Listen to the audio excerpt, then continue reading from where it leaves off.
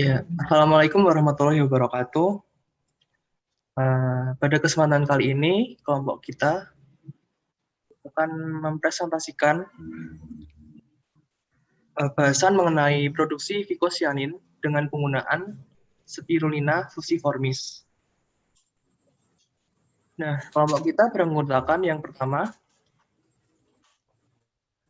Halo, ada saya Ruli Aji Priambudi dengan NIM 121160134. Saya Oktavia Nurmalitasari, NIM 121190126. Dan saya Radian Yogi, NIM 128.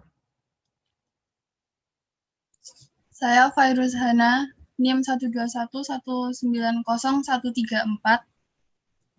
Saya Muhammad Tarik Al-Maqdisi, NIM 121190140. Saya Tri Darmawan, NIM 121190142. Materi yang kita bahas kali ini ada 3 poin utama: pendahuluan, isi, dan penutup. Dari pendahuluan.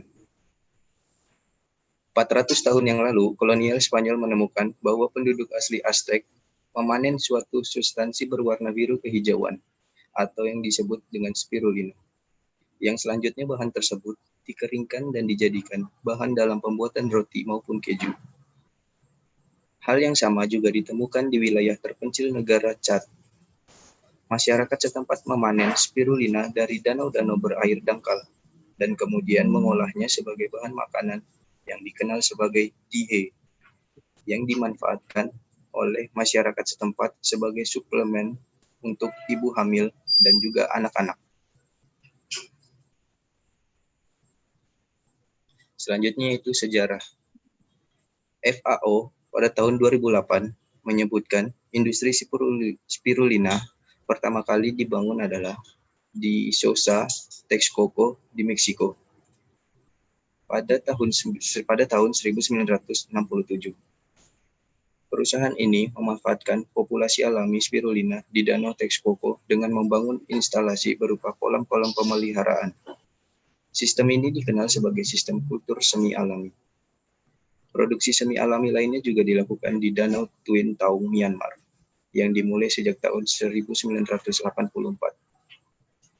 Perkembangan selanjutnya mengarah kepada sistem intensif karena isu pencemaran sumber air menyebabkan keamanan produk hasil budidaya semi alami mulai ditinggalkan. Selanjutnya yaitu mikroorganisme. Spirulina dikelompokkan ke dalam Talophyta, yaitu tumbuhan yang tidak memiliki akar, batang, dan daun sejati. Di kelompok Talophyta, spirulina masuk dalam dunia alga dengan kelas Chrysophyceae atau Cyanobacterium karena tidak memiliki inti sel. Selanjutnya yaitu isi. Alat yang digunakan. Alat yang digunakan meliputi yang pertama spektrometer UV vis, spray dryer, freezer dryer, lemari pendingin, freezer, kertas Whatman GFA, sentrifuge suhu rendah, desikator, cawan timbang, neraca analitik, pH meter, paranet, oven, tanur, vortex, autoclave, dan alat-alat gelas. Selanjutnya ada metode dari pembuatan spirulina sendiri. Ada beberapa metode yang bisa kita gunakan. Yang pertama itu produknya berupa tablet hisap. Seperti kita lihat di sini, ini keuntungan dari produksi tablet ini tuh proses produksi yang dilakukan mudah, praktis, dan dari hasil pengemasan, penyimpanan, transportasi. Selain itu, pemakaiannya juga mudah dan relatif lebih stabil dibanding oral yang cair.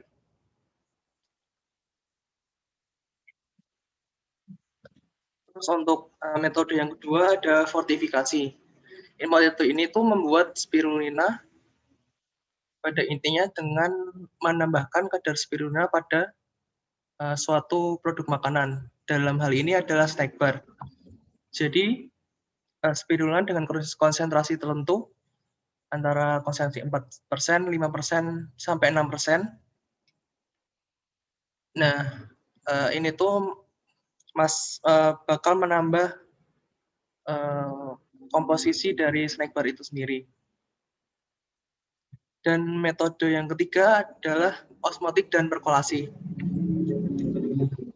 Metode ini dilakukan mengingat spirulina merupakan makhluk hidup mikroskopis yang memiliki membran semi-permeable dan rentan terhadap perubahan tekanan osmotik. Nah, metode perkolasi juga dianggap salah satu metode pembanding karena metode ini banyak digunakan sebagai metode rujukan untuk merecovery senyawa-senyawa ciri bernilai tinggi di bidang farmasi. Jadi metode osmotik dan perkolasi ini bakal menghasilkan essence oil daripada produk spirulina. Nah, ini ada faktor-faktor pendukung pertumbuhan dari spirulina. Yang pertama itu ada cahaya. Cahaya merupakan faktor penting untuk kultur alga termasuk spirulina sp karena intensitas cahaya merupakan sumber energi yang diikat dalam proses fotosintesis. Dan yang kedua itu ada suhu. Dengan temperatur optimum untuk kultur spirulina sp adalah berkisar antara 30 derajat Celcius sampai 35 derajat Celcius. Yang ketiga ada pH atau derajat keasaman. pH untuk tumbuhan spirulina sp itu adalah 7 sampai 9. Selanjutnya ada agitasi. Agitasi merupakan faktor yang penting dalam mengoptimalkan proses pertumbuhan spirulina sp. Selanjutnya ada nutrien. Pertumbuhan mikroalga sangat berkaitan dengan ketersediaan unsur hara dan mikro sebagai nutrien dan pengaruh kondisi lingkungan. Dan yang terakhir ada salinitas. Salinitas merupakan salah satu faktor yang berpengaruh terhadap organisme air dalam mempertahankan tekanan osmotik yang seimbang dengan air sebagai pelindung lingkungan hidupnya. Lanjut. Kandungan yang terdapat dalam spirulina yaitu diantaranya ada karbohidrat, asam lemak, terus mineral, protein. Protein dalam spirulina yaitu berkisar 55 sampai 70%. Kolesterol, lalu asam amino, lalu ada pigmen, lalu ada vitamin E, lalu manfaat yang terdapat dalam spirulina ada dalam bidang kesehatan, itu bisa untuk antioksidan atau mencegah kanker dan radikal bebas, meningkatkan sistem imunitas tubuh, merendahkan kolesterol, mencegah penyakit jantung, mengatasi diabetes. Lalu untuk di bidang industri, bisa untuk pewarna alami. Dalam bidang pangan, itu ada saus, sup, mie instan, makanan suplemen. Lalu untuk lingkungan, itu bisa untuk agen penetral arsenik untuk air dan air limbah, dan bahan beracun serta logam berat lainnya.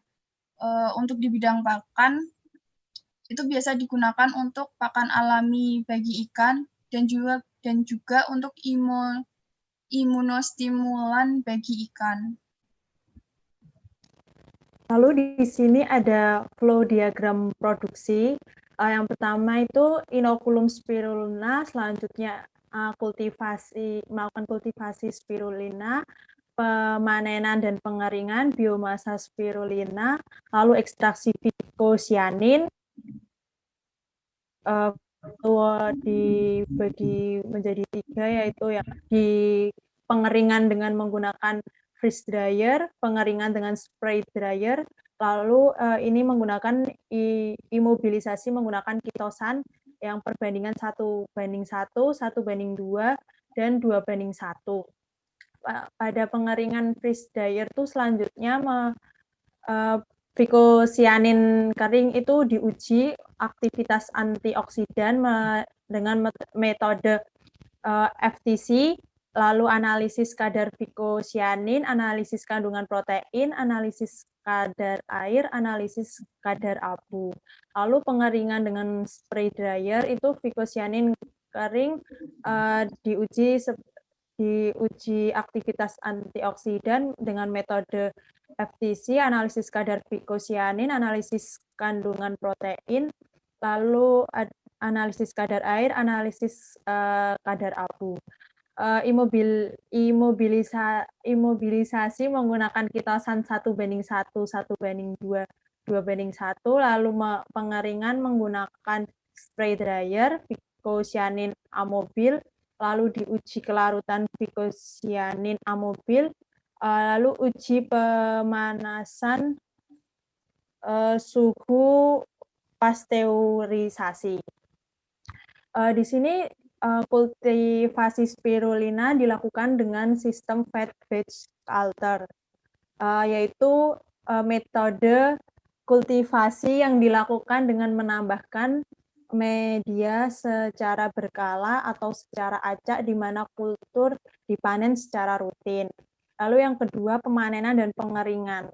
Pemanenan spirulina dilakukan saat kepadatan sel sudah cukup tinggi. Pengeringan biomasa spirulina dilakukan dengan biomasa dikeringkan pada suhu ruang. Selanjutnya, yang ketiga, ekstraksi fikosianin. Fikosianin diekstraksi dari spirulina menggunakan larutan buffer fosfat 100 mil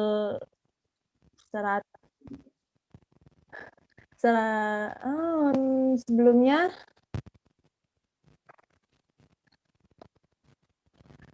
dengan pH 7, prosedur ekstraksi dilakukan dengan cara menambahkan larutan buffer fosfat ke dalam contoh kering spirulina yang akan diekstraksi. Pengeringan fikosianin. Fikosianin dikeringkan menggunakan dua metode berbeda, yaitu pengeringan menggunakan suhu tinggi spray dryer atau suhu rendah freeze dryer.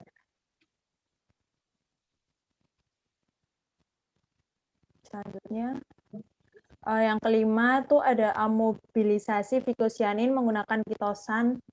Prosedur amobilisasi fikosianin dilakukan dengan mencampurkan pigmen fikosianin cair dari hasil ekstraksi dengan kristal kitosan yang telah dilarutkan dalam asam asetat 2%.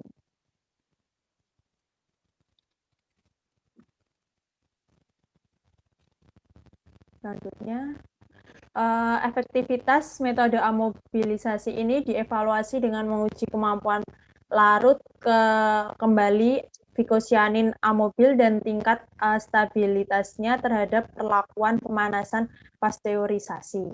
Tingkat stabilitas fikosianin amobil diuji pada suhu pasteurisasi.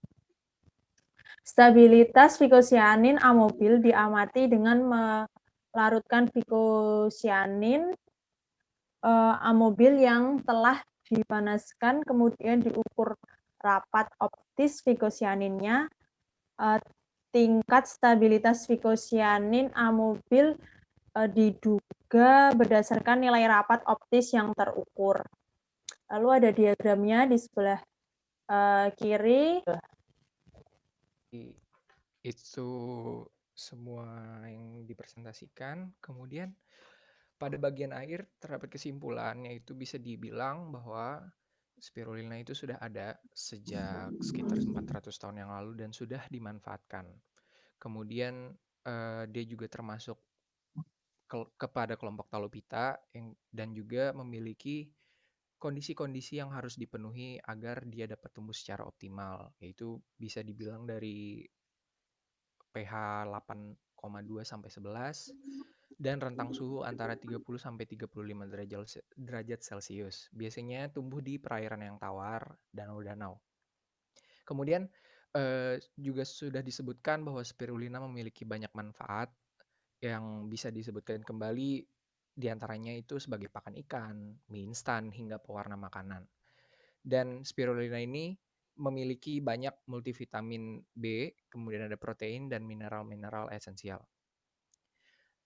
Dari semua yang sudah dibahas, manfaat dari spirulina ini memberikan berbagai peluang, masih banyak peluang yang dapat dimanfaatkan untuk diteliti manfaat dari spirulina tersebut, dan kemudian mungkin bisa dimanfaatkan untuk makhluk hidup, baik itu manusia ataupun hewan. Dan hal-hal lainnya yang sudah terproduksi yang bisa dilihat adalah spirulina bisa diproduksi menjadi tablet hisap, snack bar, dan essential oil. Selanjutnya ada daftar pustaka yang kita serap dari materi-materi ini. Berikut merupakan sumber-sumber jurnal, skripsi, dan handbook. Nah, sekian pemaparan materi dari kelompok kami. Semoga apa yang kita presentasikan ini dapat bermanfaat bagi semua pihak yang menonton atau menyimak presentasi ini. Sekian dari kami, kurang lebihnya mohon maaf. Wassalamualaikum warahmatullahi wabarakatuh.